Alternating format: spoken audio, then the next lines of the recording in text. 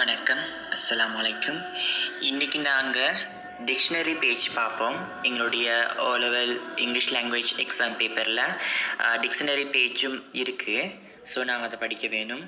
முதலாவது நாங்கள் தெரிய வேணும் டிக்ஷனரினா என்னென்னு சொல்லி. எல்லோரும் ஃபெமிலியர் ஆகியிருப்போம் டிக்ஷனரினா என்னென்னு சொல்லி. ஸோ அது சொல்லாமல் டைம் வேஸ்ட் பண்ணாமல் நாங்கள் வீடியோக்குள்ளே போவோம். இப்போ உங்களுக்கு ஸ்க்ரீனில் விளங்கும் what is the use of a dictionary. இப்போ எங்களுக்கு தெரியும் டிக்ஷனரினா என்னன்னு சொல்லி. ஒரு இன்ட்ரடக்ஷனுக்கு சொல்லணுமாக இருந்தால் டிக்ஷனரின்னு சொன்னால் ஒரு குறிப்பிட்ட வார்த்தையோட அர்த்தத்தை கண்டுபிடிச்சு அந்த வார்த்தை தொடர்பான மேலதிக தகவல்களை நாங்கள் பெற்றுக்கொள்கிறோமாக இருந்தால் நாங்கள் பயன்படுத்த வேணும் அகராதி. அதாவது டிக்ஷனரி நாங்கள் என்ன செய்யணும், பயன்படுத்த வேணும். ஓகேயா?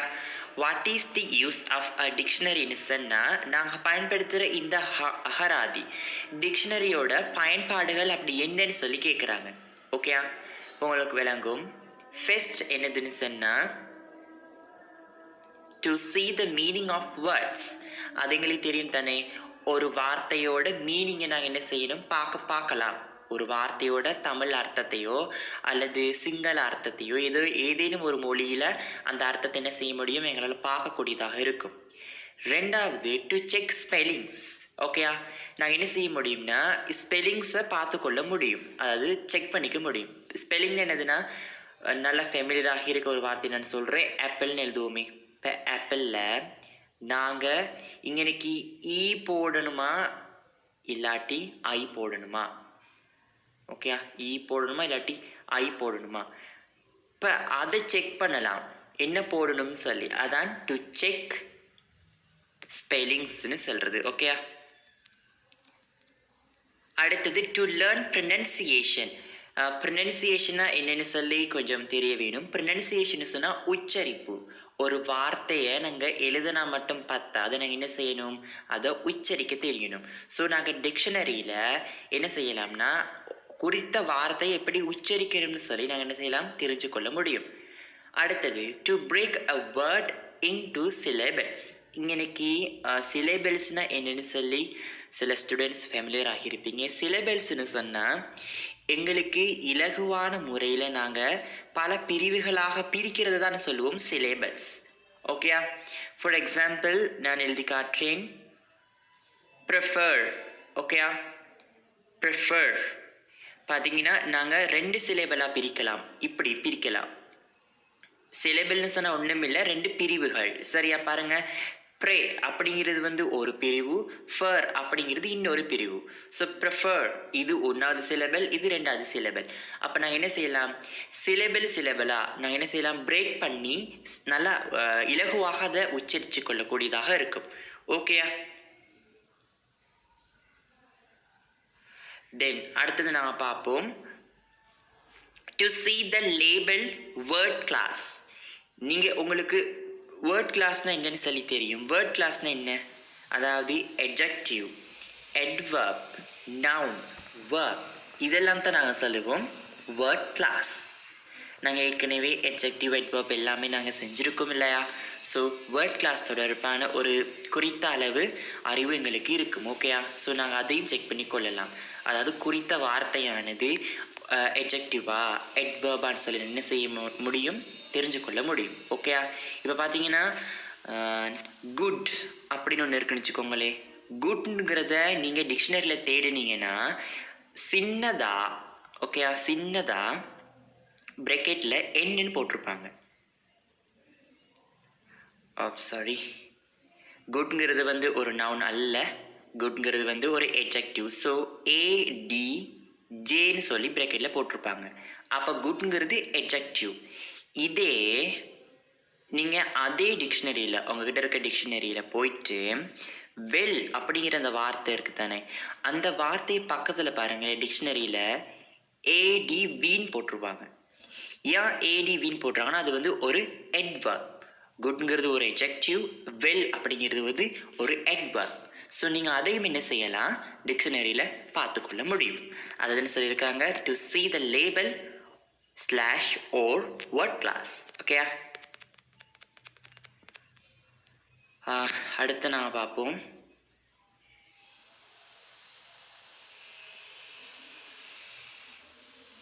to check a sentence or expression with a word. நாங்கள் டிக்ஷனரியில் ஒரு வார்த்தையை பார்த்து அதுக்கு அர்த்தத்தை மட்டும் கண்டுபிடிக்கிறது இல்லை. நாங்கள் என்ன செய்யலாம், அந்த வார்த்தையை உள்ளடக்கிய வாக்கியங்களை பார்க்க முடியும் ஒரு சென்டென்ஸில். இப்போ பாருங்கள், ஃபார் எக்ஸாம்பிள் கட்னா வெட்டுதல் தானே. கட் அப்படின்னா வெட்டுதல்னு சொல்லி நாங்கள் அர்த்தத்தை மட்டும் தெரிஞ்சு கொள்ளாமல் அது ஒரு வாக்கியத்தில் நாங்கள் பயன்படுத்தணும்னு சொன்னால் எங்களுக்கு நாங்கள் நல்லாவே ஃபெமிலியர் ஆகிறோம் இல்லையா. ஸோ நான் என்ன செய்ய முடியும்னா, சென்டென்ஸ் மூலமாக என்ன செய்யலாம், அந்த வாக்கியத்தின் தெளிவை நாங்கள் என்ன செய்யலாம்னா நல்லாவே தெரிஞ்சு கொள்ள முடியும் டிக்ஷனரி இருக்குன்னு சொன்னால் நீ கொஞ்சம் எக்ஸ்ப்ளோர் பண்ணி பாருங்கள், அது ரொம்பவுமே இலகுவாக இருக்கும். சரியா? ஸோ அந்த பாயிண்ட்டும் சரி. அடுத்த point, to learn plurals or nouns. எங்களுக்கு தெரியும் ஒரு பெயர் சொல் ஒருமையாக இருக்குமா பன்மையாக இருக்குமா அப்படின்னு சொன்னால் என்ன செய்ய முடியும், இலகுவாக பார்க்க முடியும். இப்போ நாங்கள் எல்லாமே நினைக்கிறது என்னென்ன, இதை ஃபுல்லாகவே டிலீட் பண்ணுறேன்.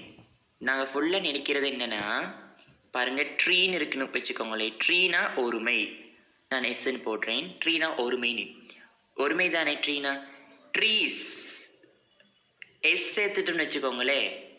ஓகேயா? இது ப்ளூரல்னு போடுவோம், அது எல்லாத்துக்கும் தெரியும். சின்ன பிள்ளைங்க சொல்லிடும் ட்ரீனா ஒருமை, ட்ரீஸ்னா பன்மை, சிங்குலர் ப்ளூரல்னு சொல்லிடுவாங்க. ஆனால் நாங்கள் தெரிஞ்சு கொள்ள வேணும், பார்த்தீங்கன்னா உங்களுக்கு விளங்கும், சில்ட்ரன் அப்படிங்கிறது என்ன, சிங்குலரா ப்ளூரலா?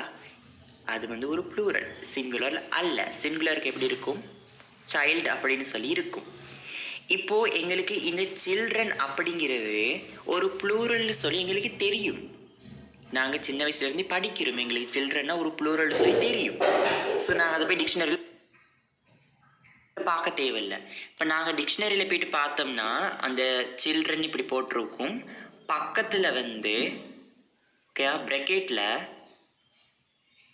பீன்னு போட்டிருப்பாங்க. பீன்னு என்னது, ப்ளூரல்னு போட்டிருப்பாங்க. அப்போ நாங்கள் என்ன செய்யலாம், இலகுவாக அதை ரெக்கக்னைஸ் பண்ண முடியும்.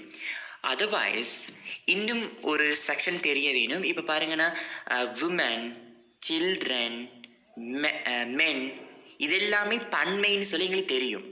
ஆனால் சில வார்த்தைகள் ஒருமையாக பன்மையான்னு சொல்லி எங்களுக்கு கண்டுபிடிக்க கஷ்டம்.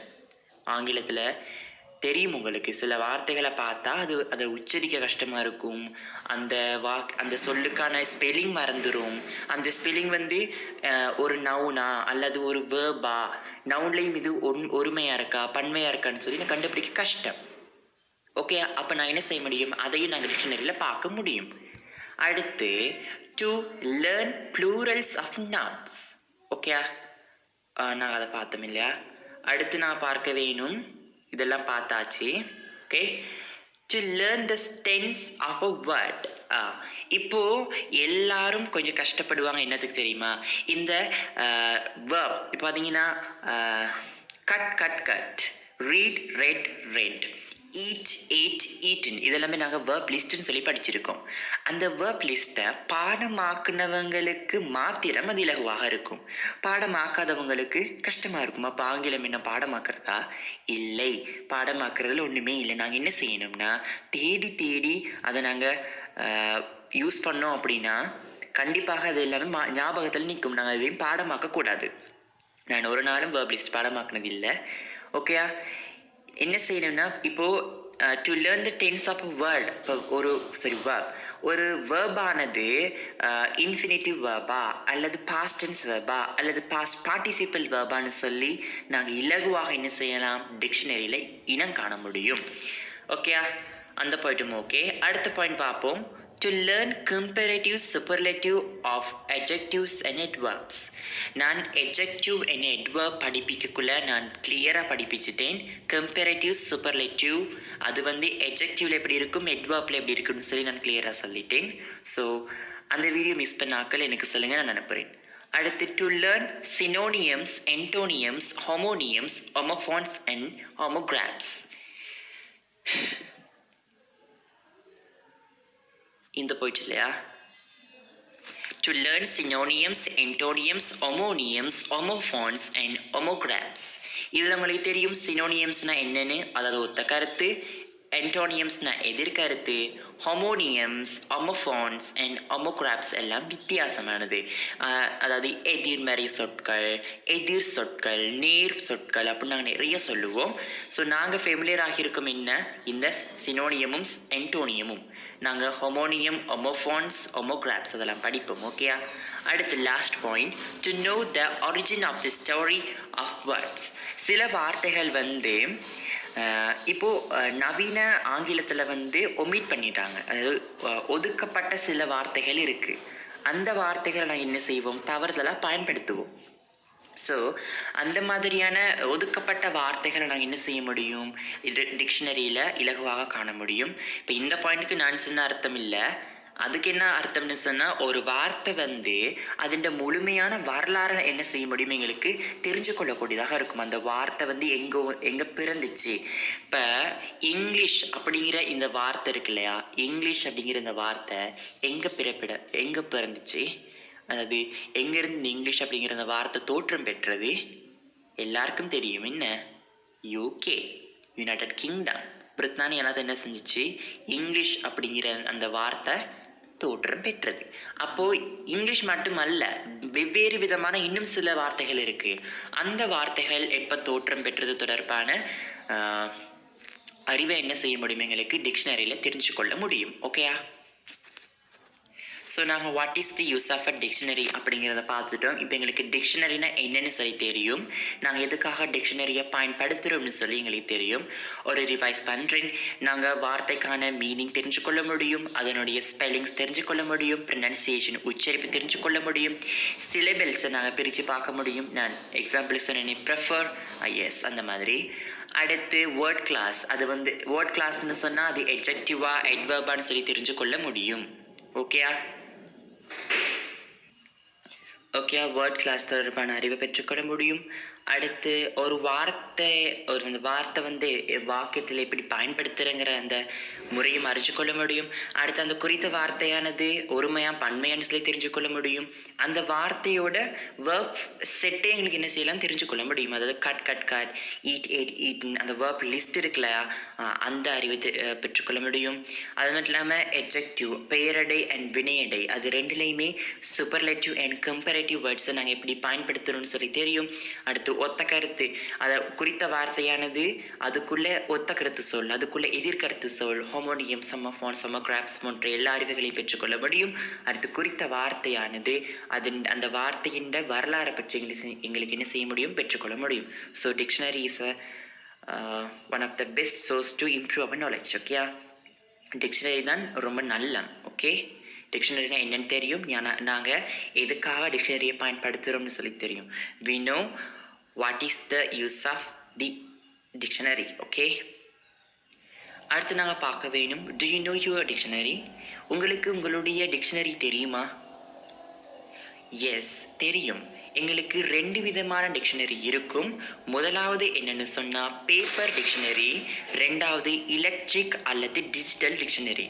இப்போது நாங்கள் மாடர்ன் வேர்ல்டில் யூஸ் பண்ணுறது இதுதான், அதாவது எலக்ட்ரிக் அல்லது டிஜிட்டல் டிக்ஷனரி தான் நாங்கள் பயன்படுத்துகிறோம்.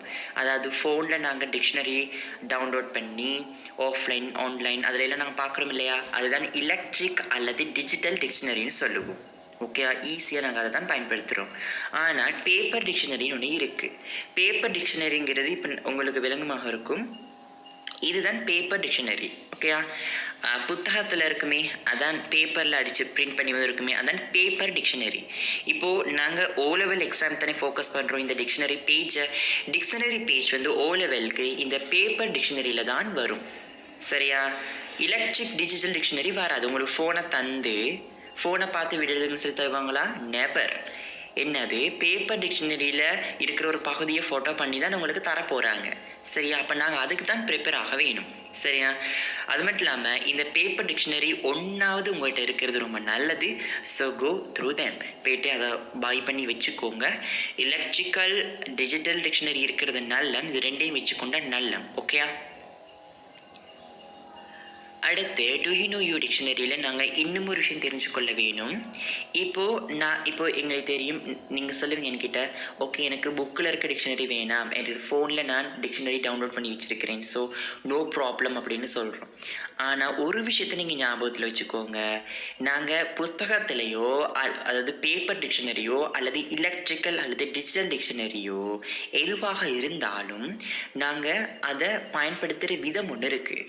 முதலாவது இங்கிலீஷ் டு இங்கிலீஷ் டிக்ஷனரி, இன்னொன்று இங்கிலீஷ் டு சிங்கள அப்படின்னு இருக்குது.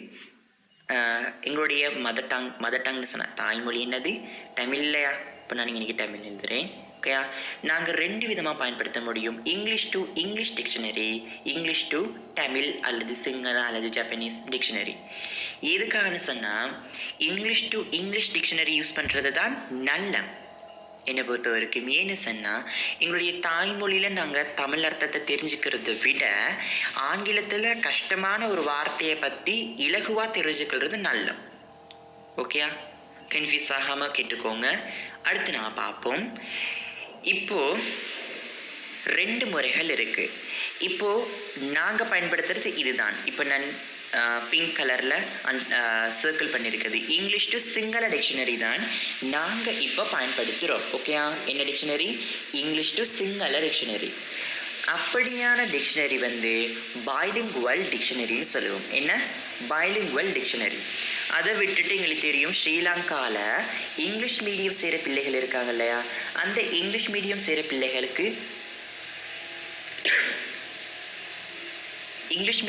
பிள்ளைகளுக்கு ஸ்பெஷலாக ஒரு பேர் இருக்குது. என்ன பேர்? பைலிங்குவல்.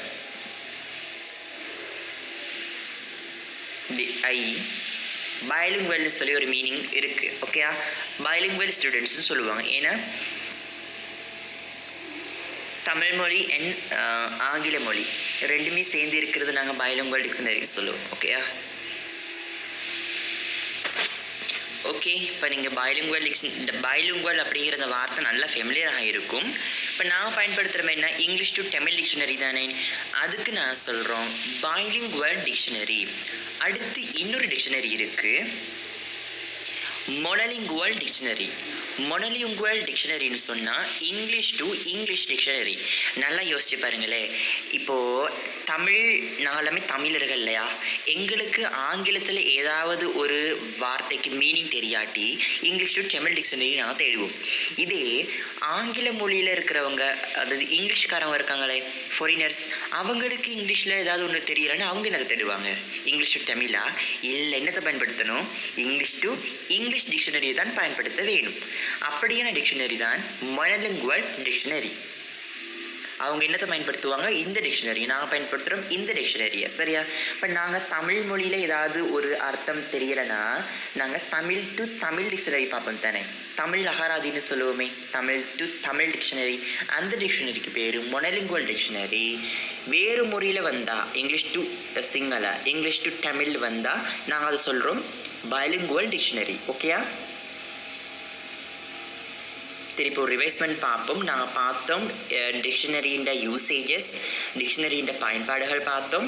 அடுத்து டிக்ஷனரி 2 முறைகளில் இருக்குது. ஒன்று பேப்பர் டிக்ஷனரி, இன்னொன்று எலக்ட்ரிக்கல் அல்லது டிஜிட்டல் டிக்ஷனரி.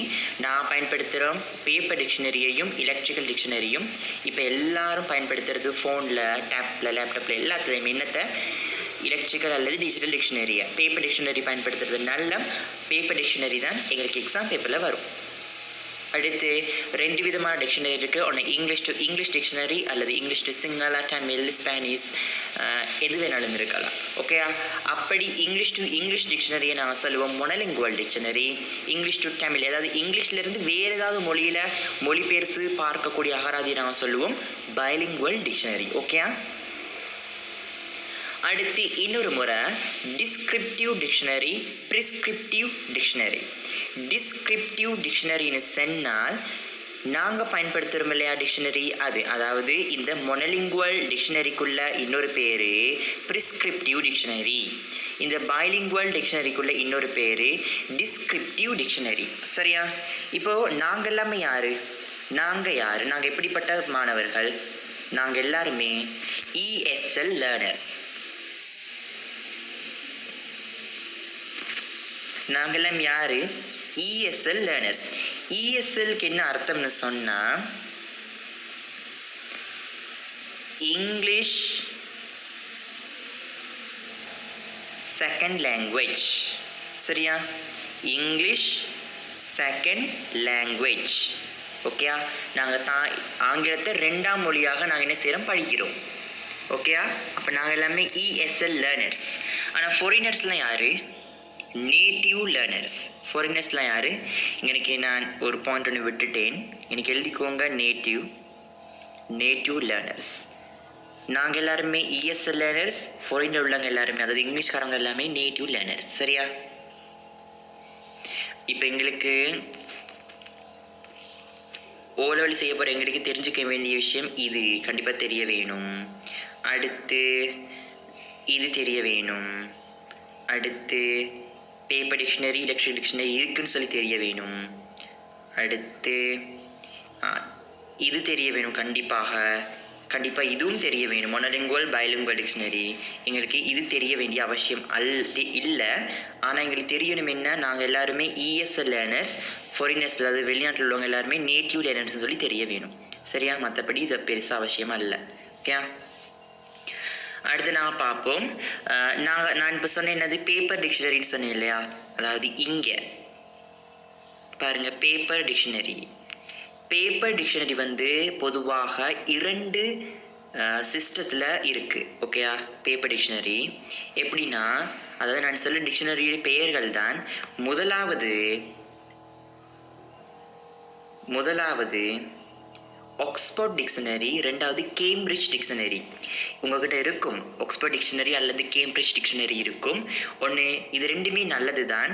ஓகேயா? இது 2 நீங்கள் வாங்கணுமா இருந்தால் வாங்கிக்கோங்க, ஆக்ஸ்போர்ட் டிக்ஷனரி அல்லது கேம்பிரிட்ஜ் டிக்ஷனரி. ஓகேயா? இப்போ நான் பார்க்க போகிறோம் டிக்ஷனரியை எப்படி பயன்படுத்தணும்னு சொல்லி பார்க்க போகிறோம். இது வரைக்கும் நாங்கள் இன்ட்ரடக்ஷன் ஆஃப் டிக்ஷனரி தான் பார்த்தோம். டிக்ஷனரினா என்ன, நாங்கள் டிக்ஷனரி எப்படி பயன்படுத்துகிறோம், டிக்ஷனரி எப்படி இருக்குது, டிக்ஷனரியின் வகைகள் அப்படின்னு சொல்லிட்டு நாங்கள் என்ன செஞ்சிட்டோம், பல டைப்ஸில் நான் பார்த்தோம். இப்போ நான் பார்க்க போகிறது how to use a dictionary. நாங்கள் எப்படி ஒரு அகராதியை நாங்கள் பயன்படுத்த வேணும்னு சொல்லி பார்க்க போகிறோம். முதலாவது நாங்கள் இந்த இன்ஸ்ட்ரக்ஷன்ஸை நான் பயன்படுத்த வேணும். முதலாவது கைட் வேர்ட்ஸ், 2வது entry words, 3வது pronunciation, 4வது parts of speech. முதலாவது கைட் வேர்ட்ஸ், 2வது entry words, 3வது pronunciation, 4வது parts of speech, 5வது meanings, 6வது other possible forms, 7வது synonyms, opposites, idioms, 5வது illustratives.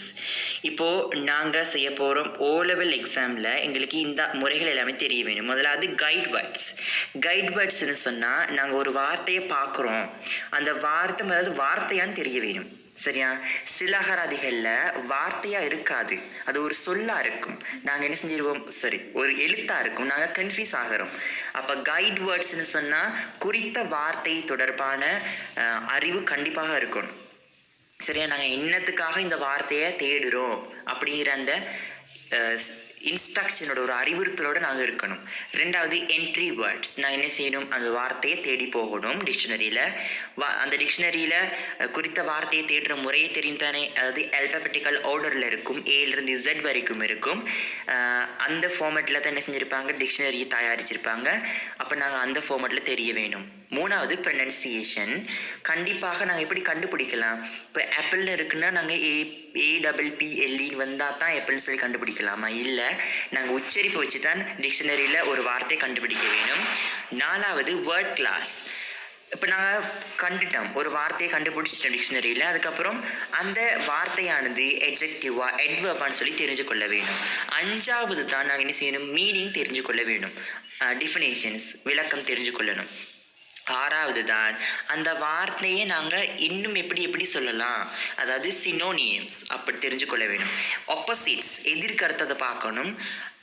7வதுல இடியம்ஸ்னு சொல்லி ஒன்று இருக்குது. இடியம்ஸ்னு சொன்னால் அதுவும் எங்களுடைய சிலபஸில் இருக்குது தான் இடியம்ஸ், நான் அதை வேறையாக சொல்கிறேன். அடுத்து இல்லஸ்ட்ரேஷன்ஸ்னு சொன்னால் விளக்கப்படங்கள், உதாரணங்கள். சரியா?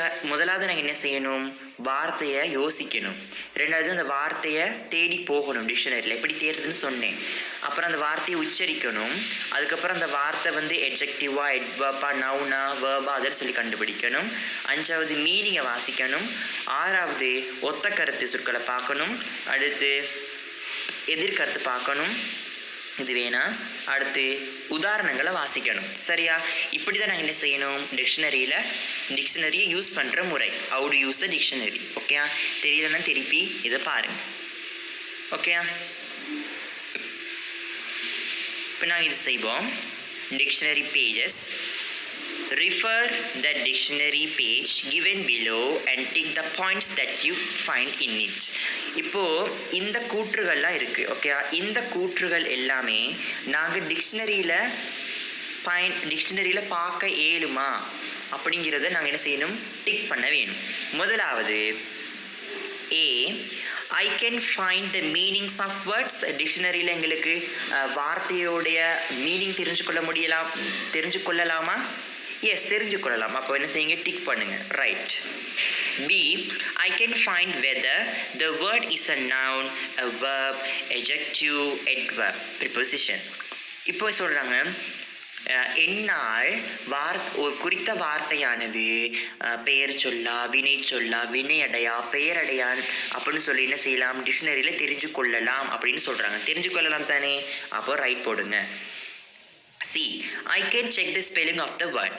நாங்கள் குறித்த வார்த்தையுடைய ஸ்பெல்லிங் தெரிஞ்சுக்கொள்ளலாமா? தெரிஞ்சுக்கொள்ள முடியும். இப்போ அதுக்கு டிக் போடுங்க. அடுத்து D, I can check whether the words is singular or plural. ஒரு வார்த்தையானது சிங்குலரா ப்ளூரலா, ஒருமையா பன்மையா அப்படின்னு சொல்லி தெரிஞ்சுக்கொள்ளலாமா? நான் நிறைய தடவை சொல்லிட்டேன். என்ன செய்யலாம், தெரிஞ்சுக்கொள்ளலாம். அடுத்து E, it shows me example sentences. டிக்ஷனரியில் உதாரணங்களை பார்க்க முடியுமா? பார்க்க முடியும். F, I can find the synonym and antonym of a word. குறித்த வார்த்தை ஒத்த கருத்து எதிர்கொடுத்தல பார்க்கலாமா? எஸ், பார்க்கலாம். அடுத்து G, it shows us how to say the word. how to say the wordsனா என்ன இன்னைக்கு? ப்ரொனன்சியேஷன் செக் பண்ண இயலுமா? எஸ், செக் பண்ணலாம். ஓகேயா? செக் பண்ணலாம். டிக் போடுறீங்க. அடுத்து H, I can find the abbreviations in it. சரியா? சரி. abbreviationsனு சொன்னால் விரிவான விளக்கம். ஓகேயா? இப்போ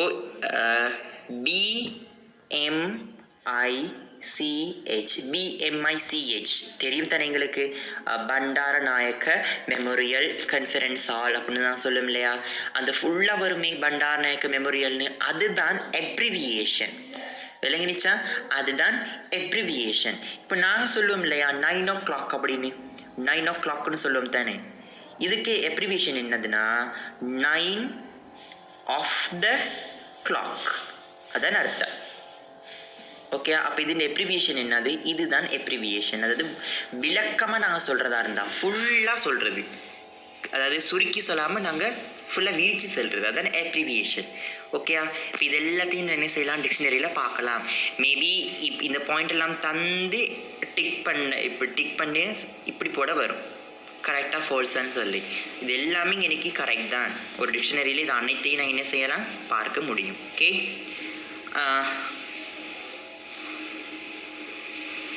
பாருங்க. இப்போ நாங்கள் எப்படி டிக்ஷனரி ஒன்றில் எப்படி நாங்கள் ஆக்டிவிட்டி செய்கிறது அப்படிங்கிறத பார்ப்போம். ஓகே, அதுக்கு முன்னுக்கு இந்த ஆக்டிவிட்டி செய்யும் முன்னுக்கு நாங்கள் இன்னொரு விஷயத்தை பார்த்துட்டு வந்துடுவோம். இதுதான் டிக்ஷனரி பேஜ். சரியா? ஒரு டிக்ஷனரி பேஜ் இப்படி தான் இருக்கும். ஓகே, கிளியராக பார்த்துக்கோங்க. ஒரு டிக்ஷனரி இப்படி தான் இருக்கும். அதாவது இந்த dictionary English to English dictionary. என்ன டிக்ஷனரி இருப்பது? மொனோலிங்குவல் டிக்ஷனரி. சரியா? இந்த டிக்ஷனரியை நான் இப்போ உங்களுக்கு ரியலாக டிக்ஷனரியில் எப்படி இருக்குன்னு சொல்லி காட்டுறேன். ஓகேயா?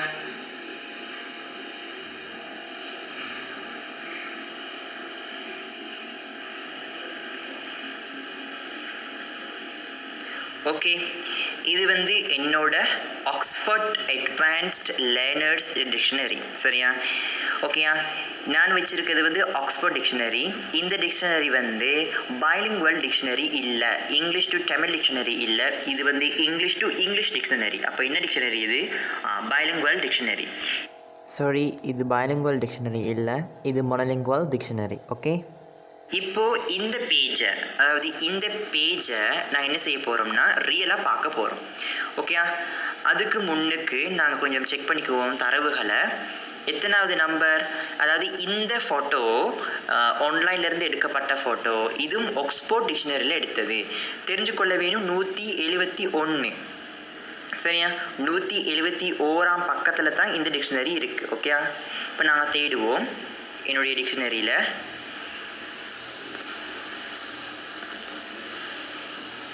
ஓகே, இப்போ விளங்கும் உங்களுக்கு.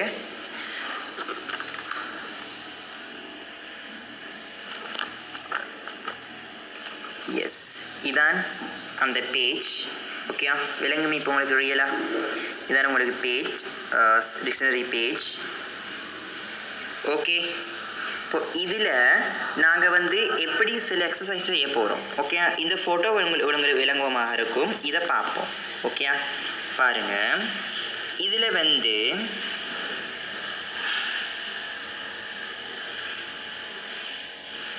கரிபு அப்படிங்கிற இந்த வார்த்தை இருக்குது. இந்த வார்த்தையை பற்றி நான் பார்ப்போம். கரிபு இதை நான் எப்படி ப்ரொனவுன்ஸ் பண்ணணும் பாருங்கள். ப்ரொனவுன்ஸ் பண்ணுற முறை இங்கே காட்டியிருக்கு.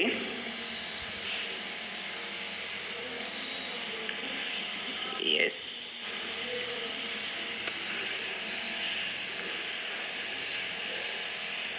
நான் இப்போ சர்க்கிள் பண்ணுறேன் தானே, இதுதான் ப்ரொனவுன்ஸ் பண்ணுற முறை. ப்ரொனன்சியேஷன் இதுதான். நாங்கள் அது இங்கிலீஷில் சொல்லுவோம் ஐபிஏன்னு சொல்லுவோம். சரியா, ஐபிஏன்னு சொல்லுவோம். ஓகேயா, இப்போ நாங்கள் பாருங்கள், இந்த CARIBOU இதை நாங்கள் எப்படி ப்ரொனவுன்ஸ் பண்ணணும்னு சொன்னால் கெரிபு. பாருங்கள், கெரிபு. அதாவது சரி,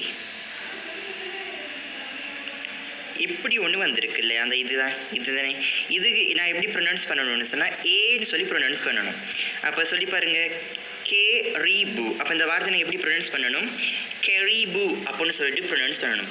பார்த்தீங்கன்னா பக்கத்தில் வந்து என்னன்னு போட்டிருக்காங்க, என் அப்படின்னு போட்டிருக்காங்க. அப்போ இது என்ன அர்த்தம்? நவுன் அப்படின்னு சொல்லிட்டு அர்த்தம். அப்போது இந்த கெரிபு அப்படிங்கிறது வந்து ஒரு நவுன். சரியா,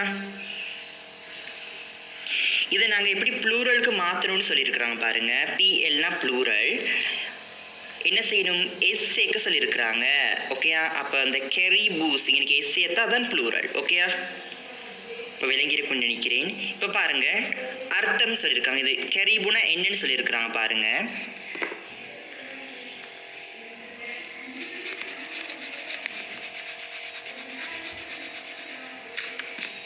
கெரிபுனா என்னன்னு சொல்லியிருக்காங்க பாருங்கள். American reindeer. American reindeer. ரெயின்டியர்னு என்ன? ரெயின்டியர்னு சொன்னால் கலைஞர். ரெயின்டியர்னா கலைஞர். அமெரிக்கன் ரெயின்டியர், அமெரிக்க கலைஞர். அப்போது கெரிபு அப்படின்னு என்னது?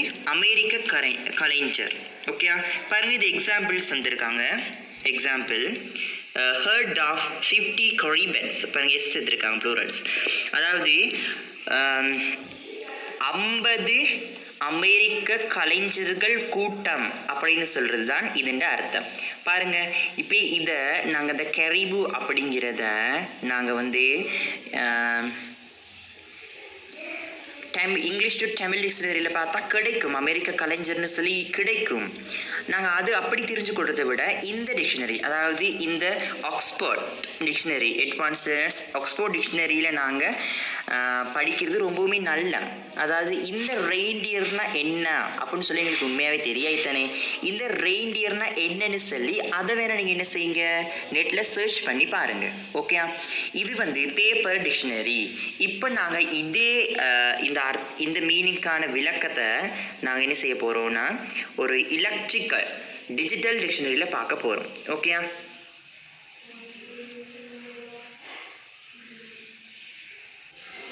ஓகேயா, இப்போ நான் ஆன்லைனில் டிஜிட்டல் டிக்ஷனரியில் இங்கிலீஷ் டு தமிழ் டிக்ஷனரி பார்ப்போமே. English to Tamil. சரியா, பார்த்தீங்கன்னா இங்கனைக்கு நீங்கள் டைப் பண்ண வேணும். நாங்கள் பார்த்தோம் என்னது, கரிபு அப்படின்னு சொல்லி தானே,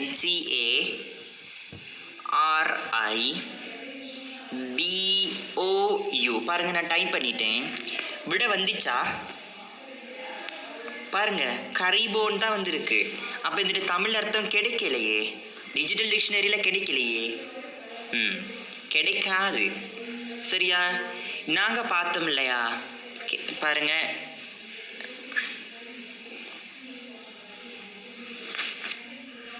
பாருங்கள் நாங்கள் பார்த்தோம். இந்த கெரிபூங்கிறத நாங்கள் நெட்டில் சர்ச் பண்ணால் எப்படி கிடைக்குது? இப்படி தான் கிடைக்குது. ஆனால் நாங்கள் இந்த வார்த்தை, அதாவது RENDER, பாருங்கள் விளக்கம் தந்திருக்கிறாங்க. கெரிபூனா என்னன்னு சொல்லி, என்னது? அமெரிக்கன் ரெயின்டியர் அப்படின்னு சொல்லியிருக்காங்க இல்லையா? இப்போ நாங்கள் இங்கே டைப் பண்ணி பார்ப்போம். அமெரிக்கன் ரெயின்டியர் அப்படிங்கிறத என்ன மீனிங் வருதுன்னு சொல்லி பார்ப்போம். சரியா? நான் இதை கட் பண்ணுறேன். இப்போ பாருங்க, நான் டைப் பண்ணுவோம். American reindeer. பாருங்க இதுக்கு கிடைக்குதானே? பாருங்க, அமெரிக்க கலைமான்னு சொல்லி என்ன செய்யுது? மீனிங் கிடைக்குது. அப்போது சில நேரங்களில் நாங்கள் டிஜிட்டல் டிக்ஷனரியில் கிடைக்காத தகவல்கள் பேப்பர் டிக்ஷனரியில் என்ன செய்யும்? கிடைக்கும். ஓகே, இதில் நாங்கள் இன்னொரு பாயிண்ட் பார்க்க வேணும். அமெரிக்கன் ரெயின்டியர் அப்படின்னு சொன்னால் அமெரிக்க கலைமான் தான். அதாவது நாங்கள் சும்மா ரெயின்டியர்னு சொன்னால் கலைஞர்னு சொல்லிட்டு ஒரு மீனிங் வரும். ஆனால் எனக்கு அமெரிக்கன் ரெயின்டியர்னு சொன்னால் மான். ஓகேயா? டியர்னு சொல்லும் இல்லையா? மான்க்கு என்ன சொல்லுவோம் இங்கிலீஷில்? டியர். அப்போது அமெரிக்கன் ரெயின்டியர்னு சொன்னால் அமெரிக்க கலைமான் அப்படின்னு சொல்லிட்டு அர்த்தம். ஓகேயா? அப்படின்னா மான் தான். ஓகே, கலைமான். ஓகே, கன்ஃபியூஸ் ஆக வேணாம். பட் அமெரிக்கன் அப்படிங்கிறது இல்லாமல் நாங்கள் சும்மா ரெயின்டியர்னு சொன்னால் கலைஞர் அப்படின்னு சொல்லிட்டு ஒரு மீனிங் இருக்குது.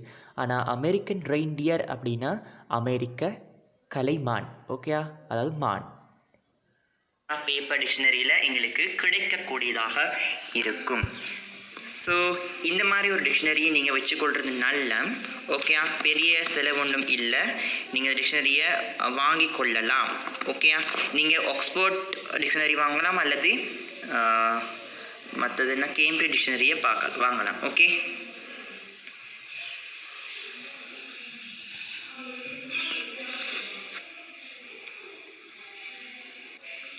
ஓகே, நாங்கள் ஃபுல்லாக டிக்ஷனரினா என்ன, டிக்ஷனரியின் பயன்பாடுகள் என்னது, நாங்கள் டிக்ஷனரி எப்படி பயன்படுத்தணும்னு சொல்லிட்டு வாய் மூலமாகவும் சொல்லி காட்டினேன், ப்ராக்டிக்கலாக செஞ்சும் காட்டினேன். ஸோ இப்போ உங்களுக்கு நல்லாவே கிளியராக இருக்கும் ஒரு டிக்ஷனரியை நாங்கள் எப்படி பயன்படுத்த வேணும் அப்படின்னு சொல்லிட்டு உங்களுக்கு இப்போ நல்லா ஃபெமிலியராக இருக்கும். இப்போ நாங்கள் என்ன செய்ய போகிறோன்னா, டிக்ஷனரி பேஜை எப்படி O level எக்ஸாமில் செய்கிறேன்னு சொல்லி பார்ப்போம். சரியா? இப்போ நான் இதை விளங்கப்படுத்திடுறேன். பாருங்கள், முதலாவது லக்கி அப்படிங்கிறது ஒன்று இருக்குது. லக்கி இதை நான் சொல்கிறேன். ஓகேயா? லக்கி இது லக்கிங்கிறது ஒரு நவுனா அல்லது வேர்பா? என்னது? நவுன். பாருங்கள், என்னன்னு போட்டிருப்பாங்க. சரியா? என்னன்னு போட்டிருந்தா நவுன். சரியா? இதே இடத்துல வி போட்டிருந்தாங்கன்னா வேர்ப். சரியா?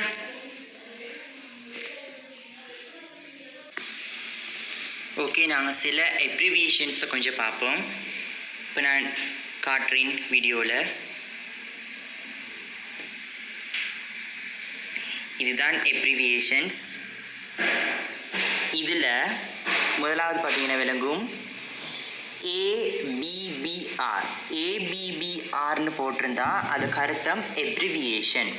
அப்ரிவியேஷன் என்னென்னு சொன்னேன் தானே? ஓகேயா? அதே நேரத்தில் ADJ அப்படின்னு போட்டிருந்தா அது எட்ஜெக்டிவ். இப்போ நான் அண்டர்லைன் பண்ணி காட்டுறேன். இது பாருங்கள், எனக்கு ADJன்னு போட்டிருக்காங்க. அப்போ ADJன்னு என்ன அர்த்தம்? எட்ஜெக்டிவ்னு அர்த்தம். மேலே பார்த்தீங்கன்னா என்னன்னு போட்டிருக்காங்க. என்ன அர்த்தம்? நவுன் அப்படின்னு சொல்லி அர்த்தம். ஓகேயா? இதெல்லாம் தேவையில்லை எங்களுக்கு தேவையானது ABBR, அடுத்து ADJ, ADV, அப்ரிவியேஷன், எட்ஜெக்டிவ், எட்வர்ப். அதுதான் எங்களுக்கு தெரிய வேணும். அடுத்து கீழே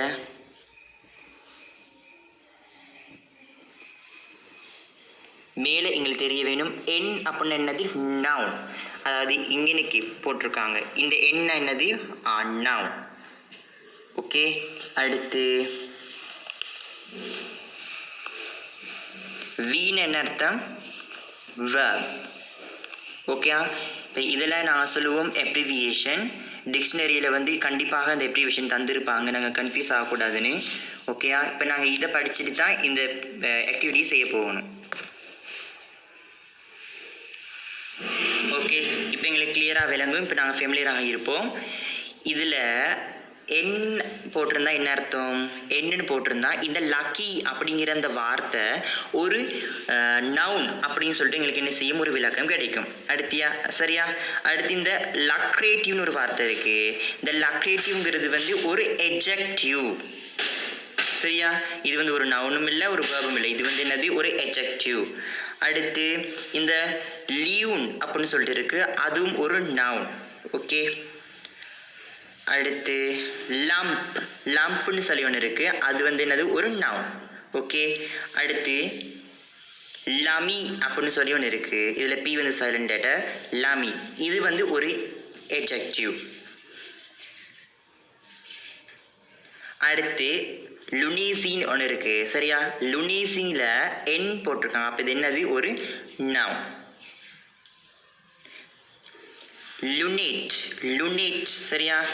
லுனேட் அப்படின்னா என்னது, ஒரு எட்ஜெக்டிவ்.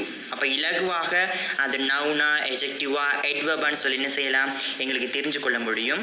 அடுத்து பார்த்தீங்கன்னா எக்ஸாம்பிள் தந்திருக்கிறாங்க. அதாவது இந்த லக்கி அதை பயன்படுத்தி எக்ஸாம்பிள் தந்திருக்காங்க. அதாவது a tube containing article which people may choose at random. சரியா? மீனிங்கும் தந்திருக்காங்க, எக்ஸ்பிளைனும் தந்திருக்கிறாங்க. சரியா? இந்த டிக்ஷனரி பேஜில் வந்து சினோனியம்ஸ் என்டோனியம்ஸ்லாம் பொதுவாக தரலை. ஆக்ஸ்போர்ட் அல்லது கேம்பிரிட்ஜ் டிக்ஷனரியில் கண்டிப்பாக அதெல்லாம் இருக்கும். சரியா? இப்போ நாங்கள் கேள்வி வாசித்து பார்ப்போம். இப்போ ஃபைனல் எக்ஸாமில் ஒருவேளை எங்களுக்கு இந்த டெஸ்ட் டிக்ஷனரி பேஜ் அப்படிங்கிற அந்த டெஸ்ட் வந்தால் நாங்கள் எப்படி செய்யணுங்கிறத பார்ப்போம். முதலாவது கேள்வி, what is the meaning of luggage? Luggage அப்படிங்கிறதுக்கு மீனிங் என்னன்னு கேட்டிருக்காங்க. நாங்கள் எப்படி தேடணும்? What is the meaning of a luggage? இப்போ நான் என்ன செய்யணும், இந்த டிக்ஷனரியில் போயிட்டு, சரியா, டிக்ஷனரியில் போயிட்டு லக்கேஜ் அப்படிங்கிற அந்த வார்த்தையை தேடணும். எங்கே இருக்குது லக்கேஜ்? லக்கேஜ்ங்கிறது இங்கே இருக்குது. ஓகேயா? பார்த்தீங்கன்னா இதுதான் லக்கேஜ். பாருங்கள், மீனிங் இருக்குது. நான் இதை ரெட் கலரில் மார்க் பண்ணுறேன். suitcases and bags holding a traveler's possessions. இதுதான் luggages. ஓகேயா? இது என்னது அர்த்தம்? ஓகேயா? இது அப்படியே நீங்கள் காப்பி பண்ணி, சரியா, காப்பி பண்ணி இந்த இடத்துல எழுதுனீங்கன்னா சரி. நான் ஆன்சர் எழுதியிருக்கேனே விட, அதாவது suitcases and bags holding a traveler's person இப்படி எழுதிங்கன்னா சரி, 1 மார்க்ஸ் கிடைக்கும். சரியா? அடுத்த கேள்வி வாசிங்க. is lullaby and noun or a verb? லுலேபின்னா உங்களுக்கு தெரிஞ்சிருக்க வேண்டும். லுலேபின்னா தாலாட்டு. சரியா? தாலாட்டு. லுலேபி அப்படின்னா தாலாட்டு. கேட்டிருக்காங்க, லுலேபி வந்து ஒரு நவுனா அல்லது வேர்பான்னு கேட்டிருக்காங்க. நாங்கள் எப்படி தேடணும்? எஸ், லுலேபிங்கிறத நாங்கள் டிக்ஷனரியில் கண்டு நவுன் என்னென்னு போட்டிருப்பாங்க, வேர்புனா பீன்னு போட்டிருப்பாங்க. அப்படி நவுனா வேர்பான்னு கேட்டிருக்காங்க. நான் எப்படி தேடுவோனுங்கிறத பார்ப்போம். இப்போ நாங்கள் டிக்ஷனரி பேஜில் இங்கே வரணும். லுலேபி அப்படிங்கிற அந்த வார்த்தையை தேடணும். எங்கே இருக்குது அது? இங்கே இருக்குது. ஓகேயா? லுலேபி. ஓகேயா? லுலேபி. பாருங்கள், என் போட்டிருக்காங்க. அப்போ அது என்னது? ஒரு நவுன். கேள்வி கேட்டிருக்காங்க, என்னது நவுனா வேர்பா அப்படி. நாங்கள் நவுன் எழுதுனா ஓகே. பாருங்கள், நாங்கள் மீனிங்கே வாசிப்போம். மீனிங் என்னதுன்னு சொன்னால் சம்திங், அதாவது இங்கே எழுதியிருக்காங்க பாருங்கள், something song for sending a child to sleep. நான் என்னென்னு சொன்னேன், லுலேபினா என்னது? தாலாட்டு தானே. இப்போ நாங்கள் இது வந்து இங்கிலீஷ் டு இங்கிலீஷ் டிக்ஷனரி தானே, மொனலிங்குவல் டிக்ஷனரி தானே. இப்போ இதில் நாங்கள் லுலேபி அப்படிங்கிறத நான் தேடினோம்னா பாருங்கள், example, something song for sending a child to sleep. சின்ன குழந்தைய தூக்கத்துக்கு அனுப்புறதுக்கு பாடப்படுற பாடல் அப்படின்னு என்னது? தாலாட்டு. அப்போது லுலேபிங்கிறத இங்கிலீஷில் எப்படி தந்திருக்காங்க? Something song for sending a child to sleep அப்படின்னா தாலாட்டு. ஓகேயா? இப்போ நாங்கள் எப்படி இன்றைக்கி விட எழுதணும்? இன்றைக்கி நாங்கள் எழுதணும் நவுன் அப்படின்னு சொல்லி. ஓகேயா? அப்போ இதுக்கும் எங்களுக்கு 1 மார்க்ஸ், இங்கேயும் 1 மார்க்ஸ். அப்போ நாங்கள் 2 மார்க்ஸ் கிடைச்சிருச்சு. மூணாவது, what is the word of crescent sir? கிரசன்ட்னா உங்களுக்கு தெரியுமே, கிரசன்ட்னு சொன்னால் நீள்வட்டம். கிரசன்ட் என்னது? நீள்வட்டம். வட்டம் இப்படி போட்டிருந்தா அது சர்க்கிள், இதுனா நீள்வட்டம். ஓகேயா? Crescent shape. What is the word of crescent shape? இன்னைக்கு என்ன கேட்டிருக்காங்க? What is the word of crescent shape? என்னது? அதாவது crescent ஷேப்னு சொன்னால் நீள்வட்ட வடிவம் தானே, நீள்வட்ட வடிவம். ஓகேயா? அந்த விளக்கத்தை தர்ற வார்த்தை என்னன்னு சொல்லி தேடணும். பாருங்கள், எப்படி தேடணுங்கிறத ஈஸியாக தேடலாம். எப்படி இந்த டெஸ்ட்டில் இலகுவாக தான் வரும். பார்த்தீங்கன்னா உங்களுக்கு விளங்கும். crescent shape.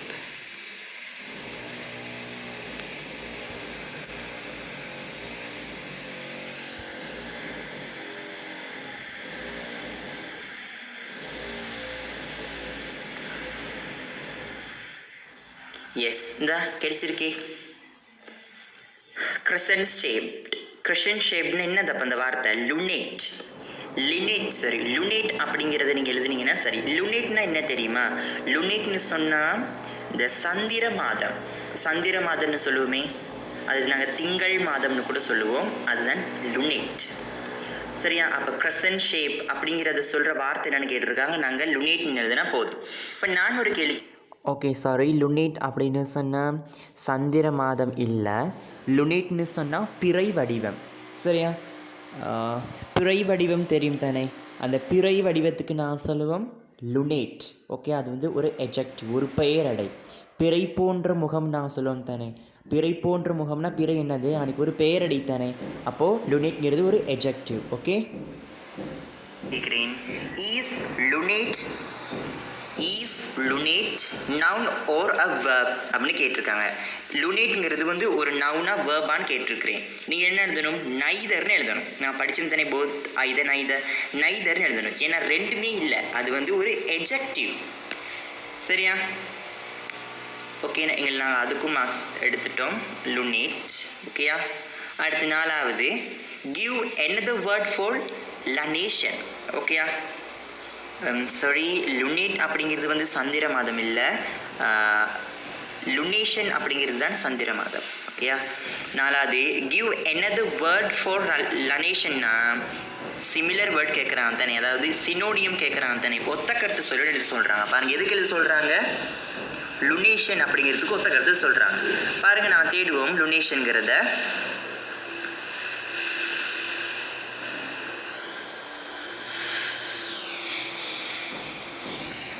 எஸ், லுனேஷனுங்கிறது இங்கே இருக்குது பாருங்கள்.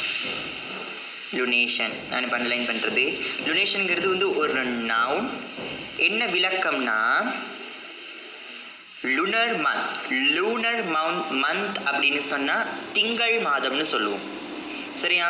அதுக்குள்ள இன்னொரு வார்த்தை தான் லுனேஷன். ஓகேயா? இது ஓகே, இன்னொரு பாயிண்ட்டு நீங்கள் கவனிச்சுக்கோங்க. லுனேஷன் அப்படின்னு சொன்னால் லூனர் மந்த் தான். ஓகேயா? லுனேஷன் அப்படிங்கிறதுக்கு இன்னும் சில பெயர்கள் இருக்குது. ஓகேயா? இப்போது இந்த லுனேஷன் அப்படின்னு சொன்ன லுனர் மந்த்னு மட்டும் தந்திருக்காங்க. நீங்கள் இல்லாத ஒரு வார்த்தையை நீங்கள் எழுதுனீங்கன்னா மார்க்ஸ் கிடைக்காது. டிக்ஷனரி பேஜில் என்ன தந்திருக்காங்களோ நீங்கள் அதை தான் எழுத வேணும். சரியா? இந்த ஒத்த கருத்து தான் இவர். அப்போ நீங்கள் இதை தான் எழுதணும். லுனர் மந்த் அல்லது லுனர் எழுதினாலும் ஓகே. அப்படி எழுதினா தான் என்னது, உங்களுக்கு இங்கனைக்கு மார்க்ஸ் கிடைக்கும். 5வது, how many meanings can you find for the word lunch? Lunch அப்படிங்கிற அந்த வார்த்தைக்கு மீனிங், எத்தனை விதமான மீனிங்கை நீங்கள் தெரிஞ்சு கொள்ள முடியும்னு சொல்லி கேட்குறாங்க. சரியா? இப்போ தேடுவோம் பாருங்கள். லஞ்சுங்கிறத தேடுவோம். ஓகே, லஞ்ச் இல்லை லஞ்ச். பாருங்கள், தேடுவோம். லஞ்சுங்கிறது